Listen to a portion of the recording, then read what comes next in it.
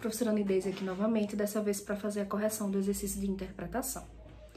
O texto que eu pedi para vocês interpretarem foi o texto Conto de Fadas para Mulheres Modernas, de Luiz Fernando Veríssimo. É um texto que eu gosto bastante e que traz várias camadas de interpretação. E aí quem fez, me mandou, eu fiz a correção individual, dizendo que questões acertou, mas algumas pessoas não me mostraram ainda, e mesmo que você tenha acertado quase todas, é importante esse vídeo porque eu não vou só corrigir o texto, ou nesse caso as questões, mas vou fazer também um comentário. A gente vai tentar entender no contexto geral esse texto, certo? Vou fazer um resumozinho aqui para a gente poder ir para as questões. O texto começa como um texto tradicional, que eu acho que a maioria de vocês já deve ter visto, ouvido, lido. De uma princesa no castelo, sozinha, aparece uma rã, ou um sapo, nesse caso, falando, dizendo que era um príncipe e recebeu um feitiço de uma bruxa e se transformou num sapo. E se a princesa o beijasse, ele voltaria a ser um príncipe. Mas, claro, o final da história é diferente, né? Ou seja, a princesa, ao tentar convencer a princesa, ele disse toda a verdade. Voltaria a ser um príncipe, eles se casariam, ele não pergunta se ela quer casar com ele. Ele subentende que se ela tá sozinha ali, você é um príncipe, eu sou um príncipe lindo, quando eu me transformar a gente se casa. E aí ele diz o que é que ele acha que é um casamento e uma esposa. Vão casar, vai ter filhos, ela vai cuidar dos filhos, vai fazer o jantar, vai lavar as roupas dele, a mãe dele vai morar com eles, enfim. Claro, a princesa faz, no final, o que vocês puderam perceber, ela não só não beijou a rã, como matou e fritou para comer, junto com o vinho. A princesa possui uma atitude típica das heroínas de contos de fada, e aí justificar. O que são as heroínas, ou quais são as heroínas dos contos de fadas? Se a gente pensar na Branca de Neve, os Sete Anões, na Cinderela, na Rapunzel, são princesas, mulheres, que estão indefesas, passando por perigos, e um príncipe aparece para salvá-las. Então, a atitude típica delas é serem submissas, esperarem pelo cavaleiro no cavalo branco, esperarem pelo príncipe encantado, esperarem por um homem para salvá-las. A nossa princesa dessa história é assim? Não, né? Tanto é que no final ela não beija o príncipe. Na verdade, ela não consegue nem imaginar ter a vida que ele disse que eles teriam caso ela o beijasse. Então, ela não tem essa atitude típica porque a atitude típica de uma princesa dos contos de fada é ficar feliz porque chegou o príncipe, esperar por ele, ela nem estava esperando, e tá felicíssima com ele e ficar... Como é que termina cada conto de fada? Felizes para sempre, né? Em um conto de fada clássico, qual seria o desfecho? O desfecho seria o final. Se nós estivéssemos na história tradicional, clássico seria o tradicional. Como seria o final dessa história? Fácil. A princesa beijaria o príncipe, o sapo nesse caso, ele se transformaria no príncipe e eles casariam e viveriam felizes para sempre. Vocês já pararam para se questionar o que é esse felizes para sempre dos contos de fada? Quando eles casam, o que acontece? Primeiro porque a gente precisa questionar o fato de que não existe feliz para sempre, né? Mas o que é que de fato acontece depois que termina? Porque a história não termina aí. A história deles não termina aí, né? Qual o conceito de felizes para sempre para o príncipe? Várias respostas diferentes, mas todas corretas. Pode ser viver com a princesa, pode ser casar com a princesa. Uma resposta mais completa seria deixar de ser príncipe ou deixar de ser sapo, se casar com a princesa e ter todas as regalias que o marido teria na cabeça dele quando casado. Ter alguém que lave, passe, cozinhe, cuide dos seus filhos, enquanto ele fica lá de boa. Na sua opinião, qual o conceito de felicidade na visão da princesa? Porque, na sua opinião, tem que estar baseado com o texto, com aquilo que a gente vê de característica dela no texto, mas não diz diretamente no texto. Por isso a gente tem que implicitar, a gente tem que deduzir. De acordo com todas as características dela, de ser independente, ter autoestima alta, né? Quais são as concepções de felicidade para ela? Se a gente perceber bem, ela já era feliz. Sozinha, no seu lindo castelo, ela já era feliz. Ela queria continuar independente. Muita gente respondeu corretamente. Ela queria continuar independente. Para ser independente não precisa não casar. Mas que o casamento não significasse perder a independência dela, perder a essência dela. Ela queria continuar do jeito que já era. Quais adjetivos? Nessa questão aqui, a gente mistura um pouquinho de gramática. Adjetivos eu até já fiz revisão com vocês em sala. Que adjetivos são usados para definir a princesa? Independente, cheia de autoestima, né? O que é independente? Independente é alguém, o prefixo in significa não, nega. Então não é dependente, ou seja, ela não depende de ninguém. Ela é autossuficiente, ela faz aquilo que ela consegue fazer sozinha. Cheia de autoestima. Autoestima é o carinho, o amor que a gente sente por si mesmo. Se ela é cheia de autoestima, quer dizer que ela se ama muito. E aí continua a pergunta.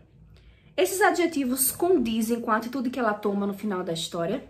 Ou seja, ser cheia de autoestima, independente, justifica o que ela fez no final, ou seja, ela não beijou o sapo e além de não beijar, ela matou e comeu? Sim, justifica. Por que justifica? Primeiro, porque o príncipe em formato de rã apareceu com a justificativa de que ela salvaria do feitiço, mas ele viria para fazer a vida dela feliz. Por isso que ele diz, viveríamos felizes para sempre. Porque na cabeça dele, isso também seria para ela felicidade, né? Ele deduziu que era isso porque toda mulher nasceu para ser isso, para ser mãe, para ser esposa, para cuidar. Então, na cabeça dele também seria feliz para sempre para ela. Então, quando se mostra aí que ela é independente, quer dizer que isso não é felicidade. Para ela, isso não é felicidade. Porque ela não precisa de mais ninguém ou de mais nada, porque ela já é feliz. Quando fala que ela é cheia de autoestima, quando a gente se ama tanto, a gente não permite que qualquer pessoa se aproxime. Eu me amo tanto que eu só vou permitir uma pessoa que eu sei que vale a pena chegue até mim. Porque senão eu estou muito bem sozinha. Ela estava muito bem sozinha. Ela só permitiria a aproximação de alguém que acrescentasse. O príncipe não era essa pessoa. Então, condiz com esses adjetivos, essas características, que os adjetivos são isso, condizem com a atitude que ela toma, de não só não beijar, como vou cortar a mão pela raiz, vou matar e vou comer aqui, degustar essa rã, essas pernas de rã aqui, e nenhuma outra princesa vai ser incomodada. No texto lido, lembramos a clássica história do príncipe, aquela em que, de fato, a princesa beija o sapo, tanto que é até uma tradição. Tem até alguns casamentos que a noiva, no lugar de jogar buquês, joga sapos, para as solteiras pegarem, beijarem e se transformarem em príncipes. E na construção desse texto, o autor usou qual tipo de intertextualidade? Essa questão era preciso fazer uma pesquisa para responder. Entendo muita gente que não acertou, porque de fato eu precisava dar uma explicação melhor para quem não foi buscar. Intertextualidade é quando a gente cita o texto dentro do outro, que é o caso desse daqui, né? De grosso modo, eu estou relembrando um texto num outro. A gente lembra quando começa o texto que parece ser a história da princesa do sapo. Mas a gente vai percebendo, com algumas características e até o final, que não é a mesma história. E existem dois tipos de intertextualidade, que é a paráfrase e a paródia. A paráfrase é quando eu uso aquele texto no meu texto, um outro texto no meu texto, concordando com a ideia dele, seguindo a mesma linha. Quando, por exemplo, a gente diz... quando alguém pede alguma coisa, você nega e você diz, não, mas eu não sou todo mundo. Então, como diz minha mãe, eu não sou todo mundo. Quando você cita o texto que a sua mãe diz, você está concordando com esse texto. Então, isso é uma paráfrase. A paródia já é você citar um texto criticando ele. É o caso desse texto aqui. Você colocou, o autor, Luiz Fernando Veríssimo, colocou esse conto de fadas da princesa e do sapo, mas ele fez uma crítica, né? Por isso, Contos de Fadas para Mulheres Modernas, ele fez uma crítica a esse texto. Então, seria paródia. O título do texto nos dá a ideia do que encontraremos nesse conto. Conto de fadas para mulheres modernas. Antes de ler o texto, quando a gente lê esse título, a gente imagina que vai ser um conto de fadas diferente? A ideia deveria ser sim. Porque o conto de fadas clássicos são mulheres indefesas, submissas, esperando o príncipe encantado. Mulheres modernas são mulheres que não esperam por príncipes encantados, são mulheres que vão lá e fazem. Elas não precisam que o homem faça por elas. Então a gente já imagina, ou deveria imaginar, que existe uma coisa de diferente nesse conto de fadas específico. O título já dá essa... Um título normalmente serve para isso, para antecipar, para que a gente possa imaginar que tipo de temática vai ser abordada no texto. E a última questão, qual o dito popular que define melhor a ideia central? Aí tem alguns ditos populares aí. Melhor um na mão do que dois voando. Qual é a ideia desse dito popular? Quer dizer que se eu tenho aqui como ter essa oportunidade, eu vou segurar porque é melhor do que procurar uma outra. É isso que ela faz? Já que eu tô sozinha, eu vou ficar com esse aqui mesmo? Não. Sempre existe um sapato velho para um pé doente, quer dizer, sempre existe outra pessoa, um par, a gente sempre vai encontrar essa pessoa, esse par. Também não tem a ver com o texto. Antes só do que mal acompanhada, esse é o ditado popular que se encaixa. Ela preferia continuar sozinha, porque já estava feliz, do que estar com ele. Então, a ideia desse texto era começar a trabalhar algumas camadas de compreensão textual com vocês. Além de ser um texto que eu gosto bastante, né? Porque a gente vai discutindo o quanto os contos de fadas até que estão mudando quando vocês, por exemplo, assistem às princesas hoje da Disney, como a Frozen, como a Moana, por exemplo. Vocês já percebem que é diferente da Cinderela, que é diferente da Branca de Neve. Elas não necessariamente precisam de um príncipe encantado, elas não precisam ser indefesas, porque nós não precisamos. Essa imagem, e isso aqui não quer dizer que a mulher moderna não casa, a mulher moderna não faz tudo isso. Ela não precisa, não é uma obrigação.